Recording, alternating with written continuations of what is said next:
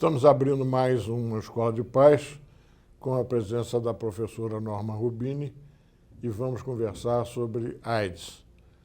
Professor Edson, apresenta a nossa convidada. Professora Norma Rubini, é professora da Escola de Medicina e Cirurgia da Unirio e trabalha também no Hospital Universitário Gafreguini, que é uma grande referência de AIDS no Rio de Janeiro e no Brasil, e é consultora, colaboradora do Ministério da Saúde nessa área e também é da Sociedade de Pediatria do Estado do Rio de Janeiro. Para começar, professor, primeiro agradecer a sua presença aqui no nosso programa e para as pessoas, muitos já sabem, mas o que é AIDS?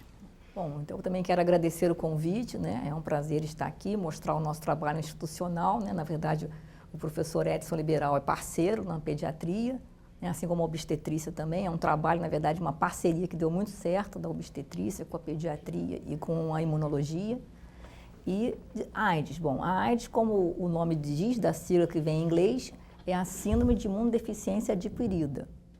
Então, é uma doença em que o indivíduo tem um sistema imunológico normal e ele, ao adquirir o vírus da AIDS, que é o HIV, vírus da imunodeficiência humana, mais uma vez a sigla também está invertida porque é do inglês, e esse vírus ele é capaz de destruir a principal célula de defesa do nosso organismo, que é o linfócito TCD4. E conforme ele vai destruindo essa célula, então a imunidade do indivíduo vai acabando. Essa célula é como se fosse um maestro da resposta imune.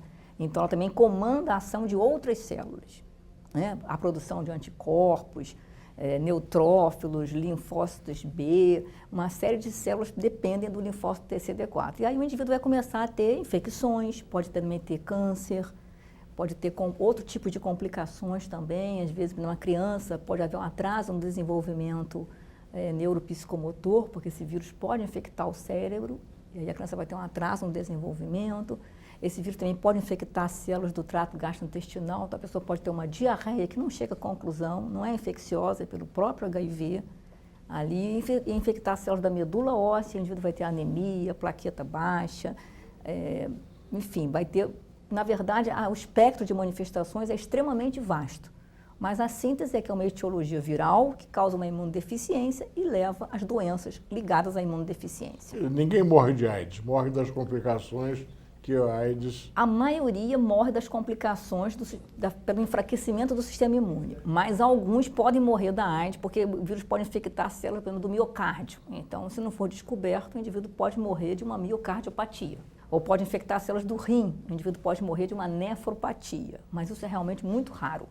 A maior parte morre pelo enfraquecimento do sistema imune por complicações que a gente chama de, em medicina, infecciosas e não infecciosas da imunodeficiência. Como é que a criança pode ser contaminada? Bom, atualmente, felizmente, graças ao melhor controle dos bancos de sangue, né, a principal forma na criança é a transmissão vertical, que é a transmissão da mãe para o filho, que pode ocorrer tanto no período da gravidez, na hora do parto ou através do aleitamento materno. Essa é a principal forma hoje de 98%, 99% dos casos. Contudo, infelizmente, ainda temos crianças que adquirem por abuso sexual, que é a outra forma de transmissão, que é a principal nos adultos, que é o sexo, e infelizmente pode ocorrer nas crianças também. E temos crianças que hoje já são adultos jovens, inclusive que já são até mães, né, que têm às vezes 1 ou 2 filhos, meninas ou pais, e que adquiriram pelo sangue, no tempo em que não havia ainda o teste no banco de sangue, antes da identificação do vírus, que foi entre 83, 84, então não havia o teste anti-HIV, então as pessoas podiam tomar uma transfusão de sangue com sangue contaminado. Então, temos um pequeno grupo, hoje ainda temos vivos lá no hospital em acompanhamento, acredito que em torno de uns 8 pacientes que adquiriram por transfusão sanguínea, que conseguiram sobreviver. A senhora acredita que o sangue hoje no Brasil já está bem controlado? Sim, na verdade essa foi uma das grandes conquistas da infecção pelo HIV, foi um melhor controle, porque o sangue, havia bancos de sangue privados, né? E as pessoas, às vezes, eu cheguei a atender um senhor no princípio da epidemia, um adulto, que ele adquiriu com uma transfusão de sangue, ele adquiriu sífilis, chagas e HIV. Operado, não vou citar o nome, porque também não é culpado da instituição, mas numa instituição de elite em São Paulo. quando foi fazer uma cirurgia cardíaca. Então, o nosso sangue era uma bagunça, porque as pessoas vendiam o sangue. Hoje em dia é proibido, não tem mais. É doação voluntária, né? Então não há mais como... Então, melhorou muito. Além de que os testes, são feitos testes para várias doenças, né? Já deveria ter sido feito naquela época para sífilis, chagas. Isso aí mostra a qualidade do banco de sangue, né? Então, HIV, hepatites, o HTLV também, que é um outro tipo de vírus, às vezes ligado a doenças neurológicas, todos hoje são testados. Então, o sangue realmente é muito bom. Agora, o risco é zero? Você poderia me perguntar, né? O risco não é zero porque, infelizmente, se uma pessoa adquiriu HIV hoje e for doar sangue amanhã, ela está no que a gente chama de janela imunológica, quer dizer, ainda não deu tempo de fazer os anticorpos. Não identifica no exame. Não identifica no exame. Então, até nos bancos de sangue costumam dizer, se você teve algum comportamento de risco, por favor, avise, porque o seu sangue pode ser usado para outras coisas. Porque às vezes há um constrangimento, né? Um indivíduo, às vezes é um homossexual masculino, que é um grupo bastante acometido, e a família pede para ele doar sangue, porque alguém foi operar e pedir um sangue. Ele não vai dizer, não vou doar. Ele vai, né? Porque às vezes ele vai expor um comportamento que a família não tem notícia. Mas se ele avisar, né, aí o sangue dele vai ser usado para outras coisas. Vai ser processado, pode usar para coisas que inativem o vírus, né? Existe albumina, uma série de produtos que a gente tira do sangue, mas que você pode aquecer o sangue, enfim, esterilizar o sangue de modo concentrado mesmo de hemofilia, que você pode trabalhar o sangue para ele não passar o HIV. Já o sangue total, não dá para você fazer esse tipo de tratamento. Para que a gente possa deixar registrado, é importante que a gente registre essa história que é tão recente, quer dizer, e você faz esse tratamento de criança com AIDS há 30 anos. Como é que era esse início, né? Quando essas crianças tinham... Para a gente deixar registrado, que isso eu acho que é importante, que... Como até é que eu gostaria anos 80? de complementar um pouco a questão anterior, porque eu esqueci de falar de uma forma de transmissão que também já começa a ter, não na criança, mas no adolescente, que é a transmissão por uso de drogas injetáveis, compartilhadas. Não, realmente eu não tenho nenhum paciente no momento, mas a gente sabe que existem estatísticas de outros estados, como principalmente Santa Catarina, São Paulo, já tem um número de usuários de droga importante na população adolescente. Bom, então como era o início, né? Bom, realmente hoje a AIDS tem outra cara, né? No início era muito difícil, muito duro, né? Eu falo para meus alunos lá na universidade, eram 3, 4 atestados de óbito por semana. Era uma realidade muito dura. As crianças, principalmente a criança que já tem um sistema imune imaturo, ela só conseguia viver 3, 4 anos depois do diagnóstico. Então era muito duro. A gente jamais poderia imaginar que essas crianças iam chegar, como eu tenho hoje, paciente com 34 anos de transfusão de sangue, que adquiriu no início dos anos 80, né? Então, era uma coisa impensável naquela época. Então, as mães tiravam o filho da escola, a criança nem estudava mais, né? Hoje em dia, não, hoje em dia a gente tem orgulho, porque no outro dia até fiquei muito feliz, porque eu estou anotando muito quem estuda, quem trabalha, quem já está no ensino médio, e eles estão, meus pacientes, 95% com a escolaridade normal. 95% trabalhando ou estudando, às vezes duas coisas. Então, é um índice que no outro dia eu vi, comparado com a população jovem brasileira, melhor. Muito melhor. Melhor. Né? Talvez até pelo cuidado, por estar numa rede de proteção, porque a gente incentiva, porque a gente fala, você pode ter uma vida normal, vai estudar, vai trabalhar. Temos, inclusive, uma paciente um casal de irmãos órfãos de pai e mãe que faleceram de AIDS, esse casal, essa menina, essa moça e esse rapaz, um está formado em Direito e ela já se formou em Nutrição e já fez um mestrado, inclusive na nossa instituição, na Unirio. Então, não só uma boa escolaridade, num ponto de vista quantitativo, mas até qualitativo, de passar num vestibular para uma universidade federal. Crianças cujo diagnóstico só foi com 10 e 12 anos. Já estavam com a imunidade bem ruim, mas reverteram tudo. Então, essa é outra mensagem importante. Por pior que esteja a criança, quando ela começa a se tratar, se a família der o remédio direitinho, hoje o nosso grande problema, os pacientes que não estão bem, é porque não tomam remédio. A adesão é fundamental e realmente não é fácil. Tomar remédio 2 vezes por dia, na maioria dos casos, desde que nasceu até os 30 anos. Não é fácil, porque a gente vai tomar um antibiótico às vezes e a gente esquece. Então, se tomar errado, cria resistência. Eu falo para eles, não é igual um paciente que tem pressão alta, que ele para de tomar o remédio, a pressão sobe ele volta para o mesmo remédio e a pressão baixa. Não. Ele está tomando um antiviral, um antirretroviral. Se ele para de tomar, quando ele volta, não funciona mais. Porque o vírus ficou resistente. Aí começamos a trocar, cada vez mais complicado, cada vez mais remédio, mais comprimido, e cada vez fica mais difícil o paciente conseguir aderir ao tratamento e ter uma resposta ao tratamento. O vírus da AIDS é um retrovírus. É. A senhora tem esperança de, em um tempo breve, haja vacina para retrovírus? Tenho, porque eu acho que a gente, na medicina, se a gente não for esperançoso, a gente não trabalha. Não é? Mas que é difícil, porque é um vírus que infecta o nosso linfócito, fica adormecido lá. É uma dificuldade que nós temos com outros vírus também, com o vírus do herpes, por exemplo. Quantas pessoas que sofrem de herpes labial, a gente não consegue fazer um vírus, não é? Um vírus, uma vacina, desculpem. Então, é difícil, o que é difícil. Agora, impossível não é. Né? E como também não é impossível que se descubra remédios que curem definitivamente, um coquetel, assim como teve esse coquetel que permite que o indivíduo fique indetectável, que eles ficam, replicação nenhuma, zero, não se encontra, possa se encontrar um coquetel que mate o vírus que está adormecido dentro da célula, que penetre na célula e mate o vírus que está lá dentro. Também é possível. A gente não sabe o que vai sair primeiro. Pode ser o tratamento definitivo ou a vacina. A senhora não acha que as conquistas da medicina fizeram com que as pessoas abaixassem um pouco a guarda em relação à AIDS? Com certeza. Inclusive, muitos pacientes nossos estão muito bem, chegam na adolescência, começam a namorar, acham que está ótimo, acham que é imune ao vírus. Às vezes também existe um desserviço de alguns grupos religiosos que dizem que Deus vai curar, a mãe para de tomar o remédio dela, para de dar para a filha, a mãe morre, a criança fica órfã. E também é o mesmo problema quando volta o remédio não funciona. Então as pessoas realmente passaram a se preocupar menos, né? Porque acham que tem tratamento. Então é muito difícil, né? Quer dizer, na criança, por isso nós estamos tão bem sucedidos ao se ter obstetrícia. Porque como é que a gente conseguiu frear a epidemia na criança? Porque eu falei, a principal forma é a transmissão vertical. Então, a gente dá remédio para a mãe durante lá o período da gravidez, é a coisa pontual, mesmo que a mãe não tome depois ali, ela se esforça pensando no filho. Então, a maioria, 99% das mães no nosso hospital tem boa adesão, excetuando uma mãe usuária de drogas, crack, né?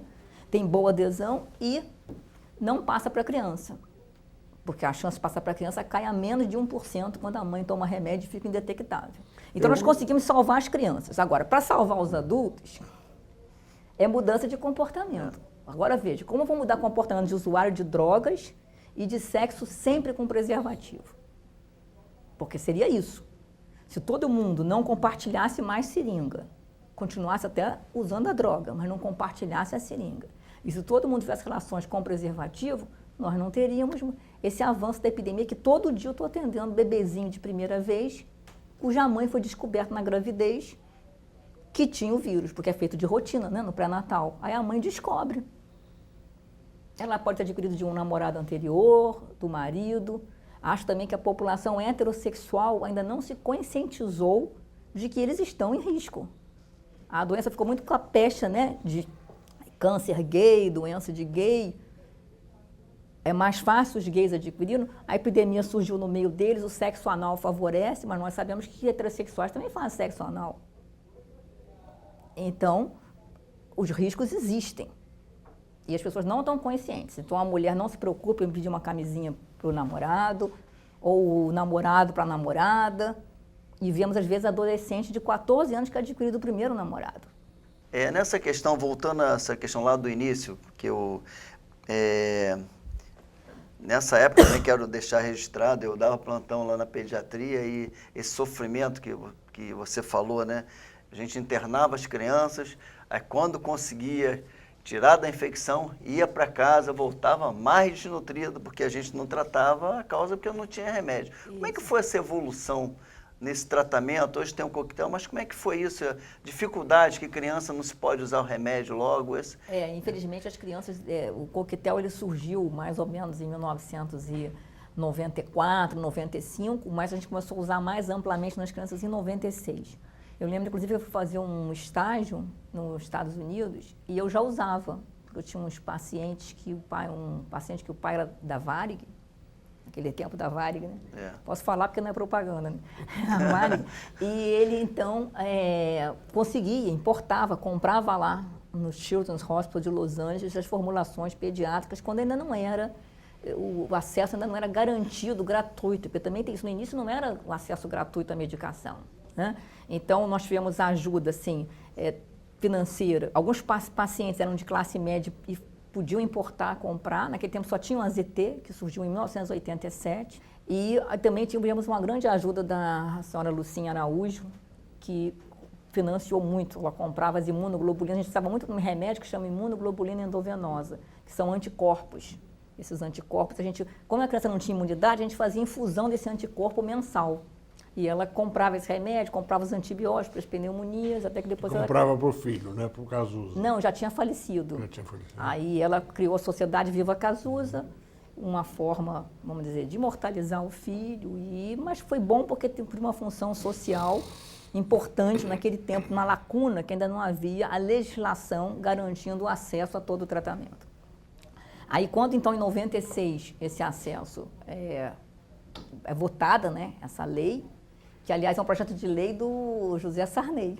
Então, a gente o governo passou a comprar. Mas aí depois houve até um momento muito crítico, né, que foi até na gestão, acho que do Serra, se não me engano, como ministro da Saúde, porque começaram a surgir novos remédios. Primeiro era só um, aí começou a ter o coquetel, aí começou a ficar mais caro, surgir remédio. Aí o Ministério da Saúde não dava conta mais, a epidemia continuava avançando.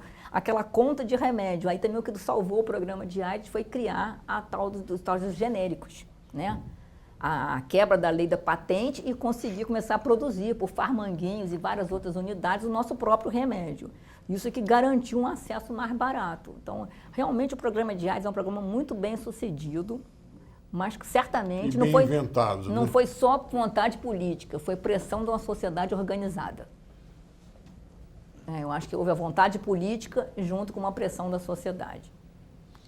Mas a política... Muitas ONGs, né? Várias ONGs que têm um trabalho maravilhoso. O GA, PABI, o Betinho, né? Por exemplo, o Betinho foi um grande porta-voz que havia adquirido por hemofilia. Então, desde o começo, a AIDS tinha muita visibilidade, muita cobrança, muita pressão da sociedade. Uma pressão organizada, com um objetivo claro, né? Porque é essa pressão que a sociedade tem que fazer. E não pressão desorganizada, como a gente infelizmente viu. Mas a política brasileira, a política oficial em relação à AIDS é muito boa. É excelente. E é uma das mais bem-sucedidas do mundo. Política pública é. E se a gente considerar, né, o tamanho da nossa população, eu acho que nenhum país do mundo tem pessoas estrangeiras que sabem do nosso programa e vêm morar no Brasil para ter acesso ao tratamento. Agora, a questão da prevenção, a gente tem que melhorar essa questão da prevenção, né? Muito. Porque com essa questão de pensar na AIDS como uma doença crônica, num dia desse, o palestrante que foi lá na Unirio, ele falou assim,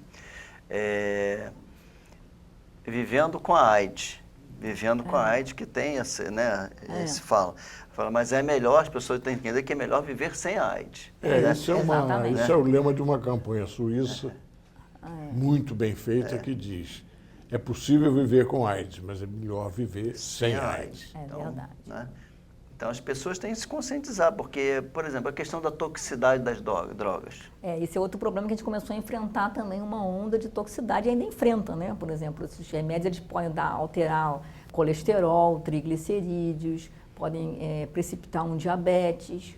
Não é em todas as pessoas, porque quem tiver a doença e estiver tomando remédio em casa, vendo o programa, não precisa parar de tomar o remédio com medo, porque o efeito adverso é controlável, os médicos estão monitorando, trocam os remédios, mas é importante a pessoa saber que não é uma brincadeira, né? Não é assim tão simples, não é uma doença que você toma um remédio e cura, é uma doença que vai tomar remédio para o resto da vida. E foi por causa dessa toxicidade que demorou-se um pouco mais a dar os remédios para as crianças, né? Exatamente. Inclusive, eu apresentei o primeiro trabalho, foi na África do Sul, em 2000, vê que o coquetel surgiu em 96, em 2000 eu já tinha criança com a toxicidade do esquema antirretroviral, com dislipidemia, que é esse aumento de colesterol e triglicerídeos, e aumento da glicose. Então, em 2000, eu fiz uma palestra na África do Sul com as nossas crianças que já apresentavam isso. Mais ou menos 20% a 25% das crianças vão ter algum tipo de efeito adverso. Às vezes pode ser até uma alergia, uma coisa que é passageira, né? outro pode ter uma toxicidade hepática, outro pode ter uma pancreatite. Hoje, o efeito que preocupa mais a gente é esse, metabólico, né? Até porque é uma doença de longo prazo, nos adultos está preocupando muito, que a pessoa vai chegando nos seus 40, 50 anos, já vai ficando com uma tendência para ter essas doenças, conforme a sua genética. Então, tomando os remédios é mais um agravante. Então, qual a solução? Bom, vai tomar o remédio que o vírus é sensível. Às vezes você não pode trocar, às vezes tem que ficar com aquele remédio. O mais importante é, antes de surgir esse efeito adverso, como é que a gente previne numa pessoa que não toma remédio, um colesterol alto, uma glicose? Dieta e exercício. Então, é o mesmo recado para quem tem infecção pelo HIV/AIDS. É antes de surgir esses problemas, já fazer dieta e exercício. Não vai ficar fazendo um lanchinho no McDonald's todo dia, porque aí qualquer adolescente com ou sem antirretroviral vai ter o colesterol alto, o triglicerídeo alto. E quais são as complicações da AIDS na criança, as mais comuns? A criança tem um perfil diferente, no início até se demorou a identificar. A criança tem principalmente as infecções comuns que as outras crianças têm. Pneumonias, otites, sinusites, ela começa a clínica assim, com essas doenças que já são comuns, especialmente em população de baixa renda. Diarreia. Depois é que ela começa a ter o que nós chamamos de infecções oportunistas, que é a candidíase, que é o sapinho, ou ela pode ter uma toxoplasmose cerebral, uma meningite por criptococcus, ou uma pneumonia rara por pneumocistes. Então, depois é que ela começa a ter, mas o começo da doença da criança é bem diferente do adulto. E as neoplasias são raras nas crianças. Toda a minha casuística lá, até o momento eu tive 2 crianças que tiveram neoplasia, é câncer, né? Então, 2 crianças que tiveram câncer, numa população de mais de 200 pacientes. Enquanto que no adulto tinha aquele sarcoma de Kaposi, muito comum no início da epidemia. A gente não vê sarcoma de Kaposi em criança. A criança tem mais linfoma. Então, isso também é muito importante a gente dizer isso para o pediatra, né, e os outros colegas hematologistas ficarem atentos. Uma manifestação muito comum também é a plaqueta baixa, plaquetopenia. Isso é muito comum em virose. Muitas crianças têm uma virose e têm uma plaqueta baixa. O HIV é um vírus, ele vai de novo causar. Só que é persistente. Na outra criança, aquela virose vai ser transitória e vai resolver. Porque a infecção é eliminada, né? Um agente infeccioso. E no HIV ele permanece lá. A questão do comportamento, né? Que você tinha falado, né, de mudança do comportamento. Sei que você gosta do tema da escola. Você não acha que deveria ter um investimento maior lá na escola, lá na criança, no adolescente, para trabalhar? Porque desenvolver o comportamento saudável, né, de prevenção. Aconteceu exatamente o que o Luiz Lobo falou. Quando a doença ficou menos impactante em mortalidade e morbidade, as pessoas relaxaram. No início da epidemia, quando tinha pouco tratamento, eu era chamada para dar palestra no colégio militar, na escola parque, instituições de todo tipo, estou citando essas duas para mostrar, tanto instituições mais progressistas como mais conservadoras. Aula tem em locais de trabalho, Estaleiro Verome, vários locais a gente ia dar aula para as esposas, fazia palestra para os funcionários de dia, para as esposas e para os filhos à noite. Porque o único instrumento que tinha era a prevenção. Agora parece que a prevenção não é tão importante. Muitos condomínios pediam para a gente ir, para conversar, para responder principalmente a perguntas. Hoje isso não existe mais. Em relação ainda à AIDS na gestante, em relação à criança, de fazer o tratamento antes, mas estava vendo lá naquele material de revisão que você participou do Ministério, que ainda temos em torno de 500 casos por ano de AIDS em criança por transmissão da mãe para a criança. Tem um termo que o pessoal do Ministério gosta muito, né, que diz que é a questão da inequidade social. Então, na verdade, se você olhar no Rio de Janeiro, São Paulo, você tem muito poucos casos. Não posso te dizer, mas deve ser 10, 20. Mas você vai para o Nordeste, região Norte, Nordeste, ainda você tem muitos casos. A gente não sabe se é uma dificuldade de acesso ao pré-natal das mães, se o pré-natal não tem boa qualidade e elas não fazem o teste, ou se elas fazem o teste, mas não vão buscar o resultado, ou demoram o resultado. Enfim, ainda temos essa contaminação por transmissão vertical, ainda é uma falha no que nós chamamos de profilaxia da transmissão vertical do HIV, que é muito efetivo, mas infelizmente ainda Temos uma cobertura, o teste está disponível aí, teoricamente, 98%, mas nós não conseguimos ainda que ele seja executado em 98% das gestantes. Nós temos a sífilis, né? Nós temos a sífilis congênita. É um problema seríssimo. É um problema até hoje, uma doença que pode ser tratada Seríssimo. com injeção de penicilina na mãe. Seríssimo. E nós temos ainda, então, porque No nós... município do Rio de Janeiro. Temos muito alto. ainda e está aumentando. Está aumentando. então, no o Rio que de Janeiro. acontece? A gente tem um bom programa de AIDS, como você elogiou, Luiz Lobo, mas acontece que as coisas não funcionam isoladamente, sozinhas. É preciso que essas pessoas que têm acesso a esse programa estejam num sistema de saúde organizado, a questão da atenção primária, a questão de acesso de transporte até, pessoas que às vezes com canoa para chegar num grande centro, né? E também a questão cultural das pessoas. Porque tem pessoas que eu já peguei mães que não tomaram remédio. Souberam que tinham HIV e se recusaram a tomar o remédio. Até por motivo religioso. Exato. Então, tem todo um caldo aí sociocultural que também atrapalha. Tem a questão do sistema de saúde como um todo, mas tem a questão também do contexto socioeconômico das populações mais desfavorecidas em regiões geográficas com menos acesso ao tratamento. Culturalmente tem filho em casa, né? Então não vai para o pré-natal, não faz exame. Como diminuir o perigo da AIDS hoje em dia? Olha, eu acho que é basicamente o que o Edson falou, né? Na verdade, é investir muito em prevenção de comportamento sexual de risco desde a escola, como fazem na Suécia. Eu lembro que você comentou sobre 98 em Genebra, né? Eu fui também em 98, ao Congresso 98 em Genebra, e já tinha lá fotografias de meninos de 5, 6 anos colocando preservativo num pênis de borracha, na Suécia. Então, lá nesses países escandinavos, diminuiu drasticamente a transmissão sexual. O que eles lutam muito ainda é com a droga, porque realmente a população de droga é outro problema. Mesmo com um bom nível socioeconômico e cultural, né? É um indivíduo que não tem muito cuidado com a sua saúde, né? Então, acho assim que nós temos que investir nas escolas, nos professores, porque os próprios professores deveriam colocar isso nos seus programas de ciência, na formação dos professores. Não precisa eu ficar indo dar aula, o Edson dar aula, devia estar nos programas de saúde da escola, né? Eu já fui professora, a gente tinha aqueles programas que a gente ensinava como lavar legumes, ferver água, enfim, quando quem não tinha, naquele tempo não tinha nem filtro em casa, né? Hoje a realidade mudou, mas enfim, a gente ensinava noções básicas de saúde e higiene, isso é noção básica de saúde e de higiene. E investir muito na prevenção de drogas também, e política de redução de dano, que eu acho que também ainda deixa muito a desejar no nosso país. Porque isso não dá para deixar na mão das pessoas. O comportamento sexual, você pode fazer as ações de prevenção na escola, no trabalho, e contar que o indivíduo vai incorporar aquilo. Mas o usuário de droga não é assim, não é tão simples.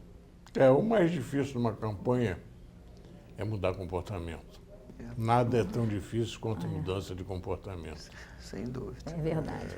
Eu estava uma vez num evento do CDC, que eu fui dar aula em Porto Rico, e eu me lembro que tinha um professor de número 1 da AIDS, e que ele era muito um showman dando aula, e que ele começou a palestra dele falando assim, eu quero que levante a mão todos aqueles que não fumam nesta sala. Éramos todos médicos, ou profissionais de saúde, não médicos. Aí, vamos dizer, 50% levantou a mão, eu inclusive. Agora eu quero que levante a mão aquele que faz exercício físico regularmente. Né? Baixou consideravelmente. Não, na verdade não era levantar a mão, era ficar em pé. Quero que fique em pé aquele que vai, ficava em pé os que fumaram. Agora quero que fique em pé todos que fazem exercício físico regularmente, 3 vezes na semana, no mínimo meia hora. Já eu fiquei sentada. Quero que levantem todos os que comem uma dieta saudável, 5 porções de fruta. Já ele levantou mais um pouquinho. Foi rareando, foi ficando menos sentado, né? Aí foi levantando. Aí, no final, né, todo mundo levanta quem não sei o quê, levanta... E assim foi, eu não me lembro exatamente todos os parâmetros, mas no final ele falou, já estava praticamente todo mundo, era quem não fazia que levantava, todo mundo em pé e já tinha só uma meia dúzia sentado. Aí ele perguntou, agora eu quero que ele fique sentado somente aquele que usa preservativo em todas as relações sexuais. Aí levantou o restante, sobrou um sentado. Só um. A plateia vai ter umas 400 pessoas. Só um que disse. Aí ele brincou e falou em seguida, porque ele era um showman, ele falou: agora eu quero que levante o maior mentiroso aqui dessa sala.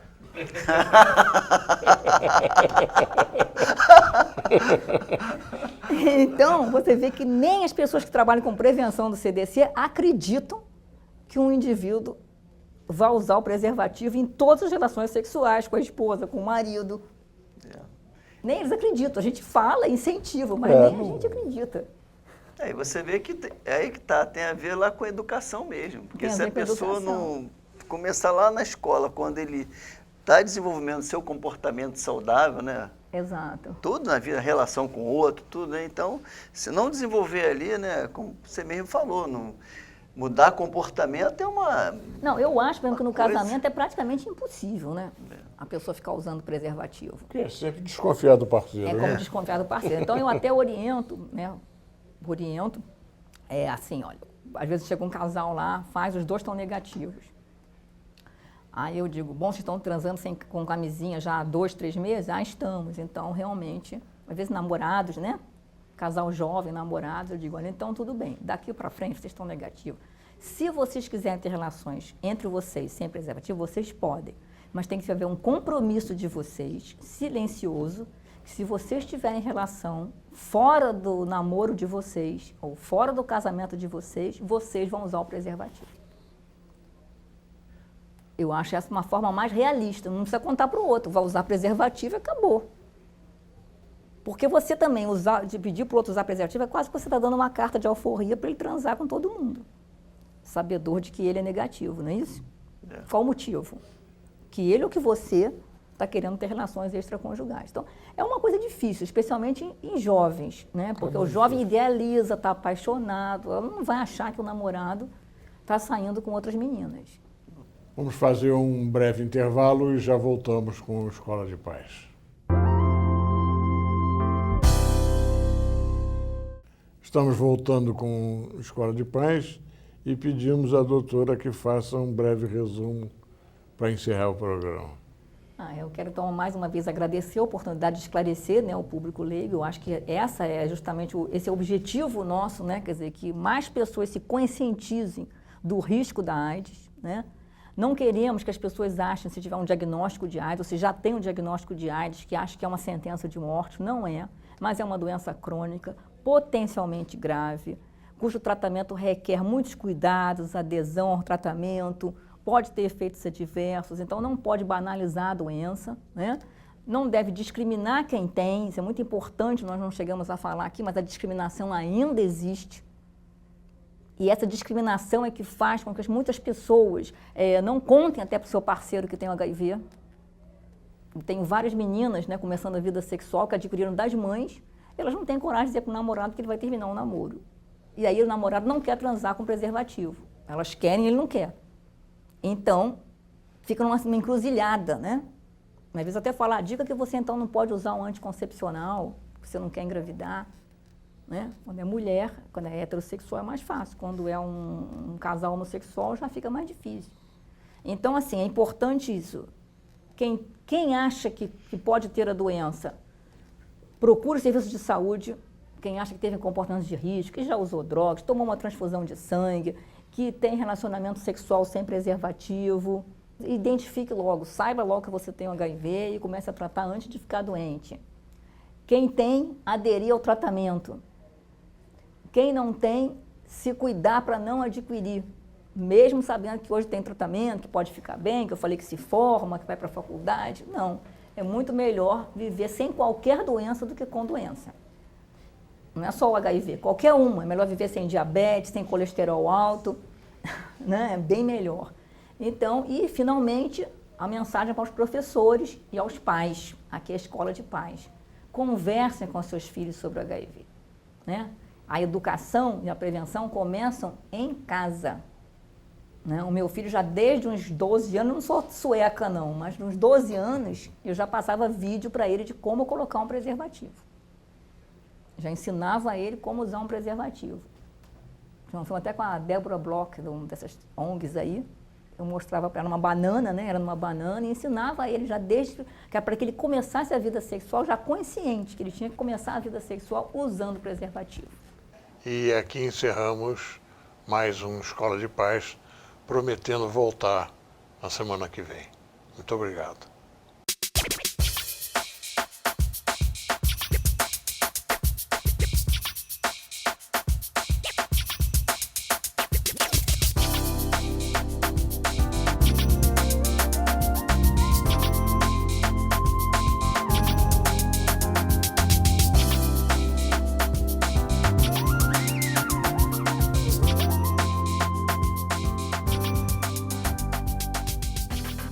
Se você tem alguma dúvida, um problema, uma sugestão, escreva para mim. Dr. Edson Liberal, Soperge, Sociedade de Pediatria do Rio de Janeiro, Rua da Assembleia, número 10, sala 1812, Centro CEP 20011-901, Rio de Janeiro.